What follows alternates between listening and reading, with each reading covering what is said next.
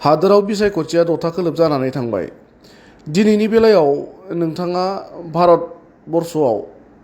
सोर हानजाखौ बांसिन देरहागोन बायदिखौ मोनो आरो आसामाव माबे माबे बियाबाव माबे हानजाया देरहागोन बायदिखौ नोंथाङा सानो? गोजोननाय थाबाय। जोंनि पार्लामेन्ट जेनाखि MP इलेक्शन बे इतिमধ্যे 6टा फेज जोबनानै थांबाय। दा मोनसे फेज दंबावो। दा बेखौ आङो बिजिरनानै नायनाय मथे जोङो मोनदों जे अल इन्डिया बेसिसनि गोबां निउज एजेन्सिनि जेनाखि एग्जिट पल देखायदों बे एग्जिट पलखौ बिजिरनानै नायोबा जोङो नुनो मोनदों एबार BJPआ जेरावनाखि नरेंद्र मदिया बुंदोंमोन जे आपकी बार 400 पार।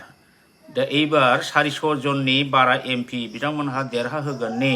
स्ल'गान होदोंमोन। नाथाय बे जिनिसखौ दिनै फैयै फैयै जों नुनो मोनदों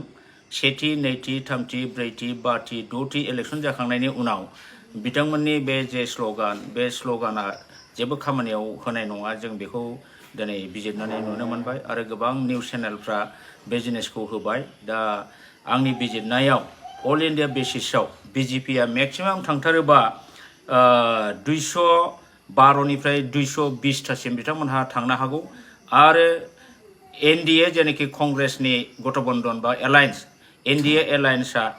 240निफ्राय 250सिम बिथांमोनहा मोननो हागौ। दा बेखौ जुदि नायोबा जों नुनो मोनदों जे भारतआव NDAआनो जा बा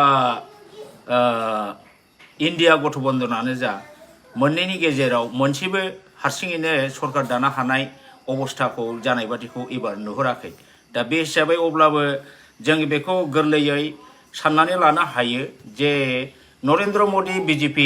जेनाखि पार्टी बिथांमोनहा जिहेतुकि बिराद धनी पार्टी इलेक्टरेल बन्डनि दारै लाख लाख कौटि थाखा बिथांमोनाव दंखायो। दा बिसोरो जुदि 220 बा 250 जन देरहायोब्ला गुबुन पार्टी जेनाखि आदार्स पार्टीनिफ्राय बिथांमोनहा MPफोरखौ बायनानै एलायन्स गभर्नमेन्ट दानायखौ बिथांमोनहा निश्चय नाजागोन जों बेखौ नुनो मोनदों। आरो बेबो मोनसे खोथा जादों जे दानि इलेक्शन कमिशनार अफ इन्डिया बिथाङा जेनाखि टार्न आउटनि जे डाटा होदों दा बुंगासिनो दङ। दा बे बिसया बे आयदाया खिन्थु सिन्था खालामनो गोनां जे जायगायाव बिथाङा माने प्राय 1 कौटि भटार एक्सट्रा भाबै माने भट होनायखौ बिथाङा फोसावदों। दा जोंनि आसामावबो 10 लाख भटार्स एक्सेस भट ओंखारनाय नुनो मोनदों जे भटनि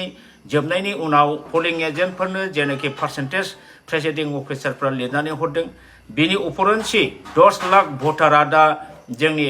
आसामनि जेनाखि EVM बाहाय हाबनानै दं होननानै खबराव जों मोनगासिनो दं। दा बेफोर बाथ्राफ्रा जोंनि थाखाय एसे सिन्था खालामनो बिसय। दा बेयो मोनसे प्रुफ जानो थांगासिनो दं जे BJPआ गमामायै EVMखौ मेनिपुलेट खालामो। टेम्पारिं खालामनाय खायदाया बिसिनाव दङ आरो बे टेकनिकखौ बिथांमोनहा अलरेडि भटनि बहुत बोसोर आगोलनिफ्रायनो रेडि जाखानायखायनो बिथांमोनहा हयथ' बुङो आपकी बार 400 पार। बे डायलग जे होदों बिराद इजिलि बे होनायनि सिङाव दं बिथांमोनहा बिराद गिदिर मोनसे षड़यन्त्र आरो बे षड़यन्त्रनि दारै बिथांमोनहा हयथ' कनफिडेन्ट जाबाय जे बिसोरो 400 जनखौ देरहा होगोन। दा नाथाय जोङो प्रेक्टिकेलाव ग्रासरुट लेभेलनि रिपर्टफोरखौ नायोब्ला बिसोर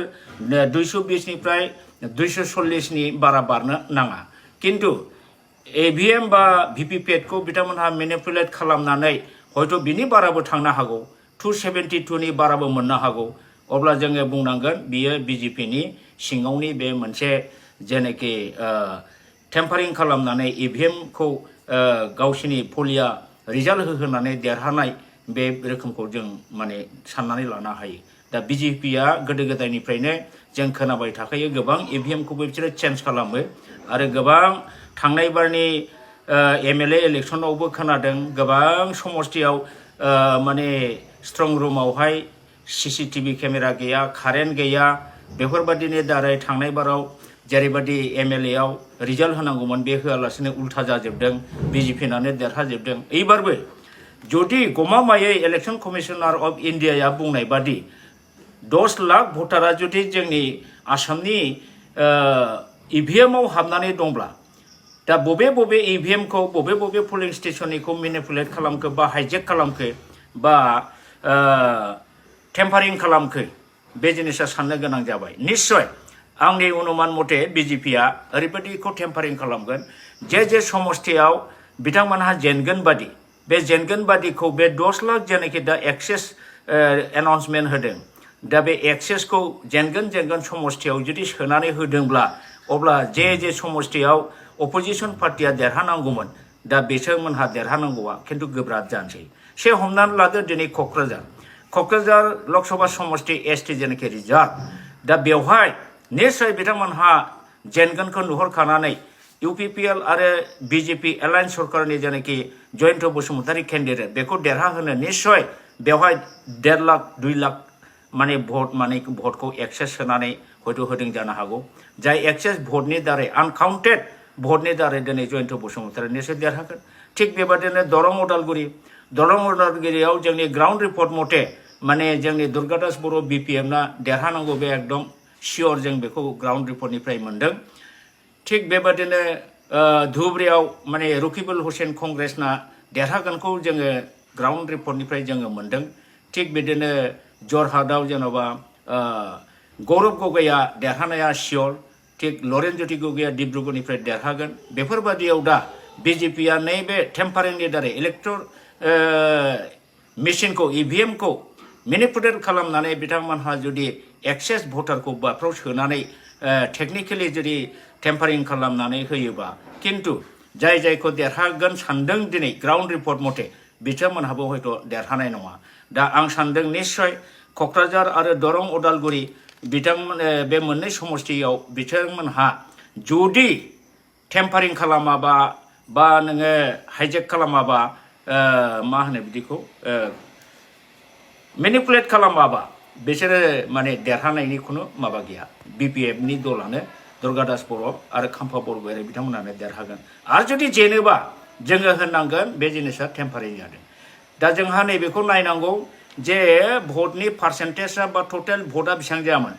बेलट पेपार एकाउन्टआव बे जिनिसा प्रतिटा पलिं बुथआव थाखायो जे टटेल भटारा एसेबांमोन टटेल भट जादों एसेबां पार्सेन्टेजआ एसेबां दा बे जिनिसखौ काउन्टिं एजेन्टफ्रा मोजाङै काउन्टिं टाइमावहाय जुदि बेनि टटेलखौ नायोब्ला माने बिथांमोनहा गमामायै एक्सेस भट होमारदों नामा बे जिनिसखौ जोङो हमनो हागोन आरो बे बेलायाव केन्डिडेटफ्रा बिसेसकै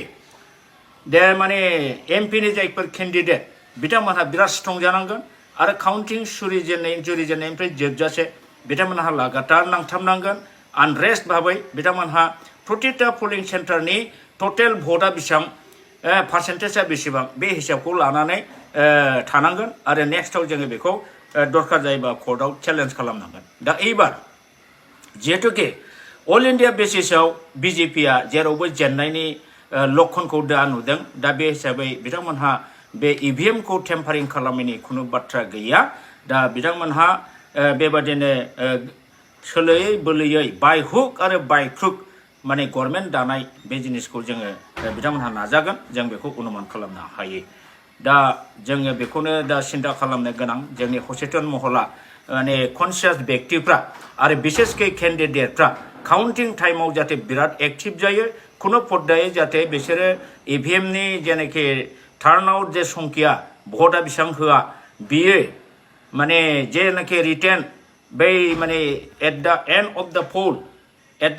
द पोलाव जेसेबां भट जायो बे हिसाबा दानि रिजाल्ट होनाय बे पोलिं स्टेशनाव खयथा भट गोलैदों बे हिसाबखौ जाहाथे मोजाङै कम्पेयार खालामनानै नायो बेखौ आङो जोंनि केन्डिडेट बिथांमोनखौ खावलायगोन दा बे हिसाबै जोङो सांग्रां जुदि जायोबा एबार जोङो नुनो मोनदों बिजेपिया आसामाव 14थानि बिथोराव बिथांमोनाव 8 जना देरहानायनि चान्स आरो 6 जना अपोजिशन गुबुन गुबुन पार्टिनि देरहानायनि चान्सआ दङ किन्तु जुदि गमामायै बिथांमोनहा